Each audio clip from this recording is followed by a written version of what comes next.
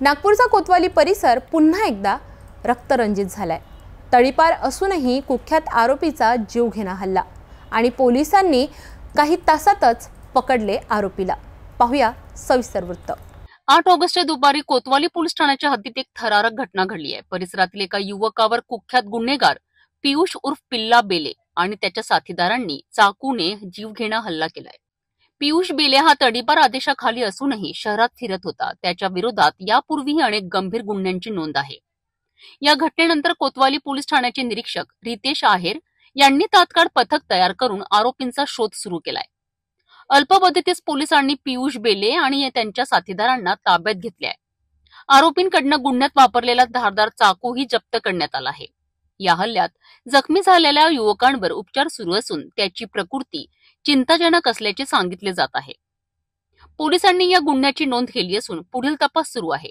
रितेश आहेर यांनी सांगितले आहे की तडीपार असूनही गुन्हेगार शहरात येणे आणि अशा प्रकारे हल्ला करणे ही गंभीर बाब आहे आणि यावर कठोर कारवाई होईल।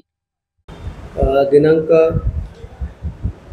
6/8 म्हणजेच 2 दिवसापूर्वी सकाळी 5:30 ते 6:15 दरम्यान फिर्यादी स्वप्नील गजबिये हे सकाळी दात धरत असताना त्यांच्या घराजवळ टू व्हीलर पाडण्याच्या कारणास्तव 6 आरोपी यांनी त्याबाबत गुन्हा केला होता। त्यामध्ये त्यांनी फिर्यादीच्या दंडावरती चाकू मारून त्यांना जखमी केलं होतं आणि तो जो चाकू होता तो हातातच दंडामध्ये अडकून पडला होता।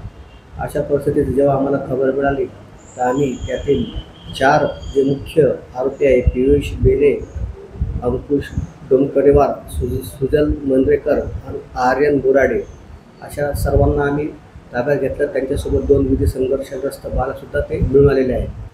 त्यात पियुष बेले जे आहे हा कोतवाली पोलीस स्टेशनच्या हद्दीतून याला आम्ही तडीपार केलं होतं, तरी देखील हा पुन्हा येऊन त्या प्रकारचे गुन्हे करत होतो। याबाबत कोतवाली पोलीस स्टेशनने 1-2 तासामध्ये 4 मुख्य आरोपी आणि 2 विधी संघर्ष बालक यांना ताब्यात घेऊन त्या ठिकाणी घटनास्थळावरती परिपूर्ण शांतता पसरवून त्या ठिकाणच्या लोकांचे मनपरिवर्तन करून त्या ठिकाणी माननीय परिमंडळ 3चे DCP सर, माननीय ACP मॅडम यांनी प्रत्यक्ष त्या ठिकाणी कोम्बिंग ऑपरेशन राबवून त्या ठिकाणी आरोपीला शिताफीने पकडण्यास मार्गदर्शन केलेले आहे।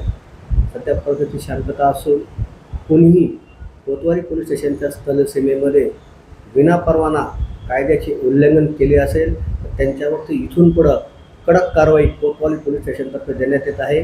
तरी सर्व नागरिकांना विनंती आहे, अशी कोणती अपरिचित कोणती घटना माहिती पडल्यास तात्काळ कोतवाली पोलीस स्टेशन संपर्क करावा।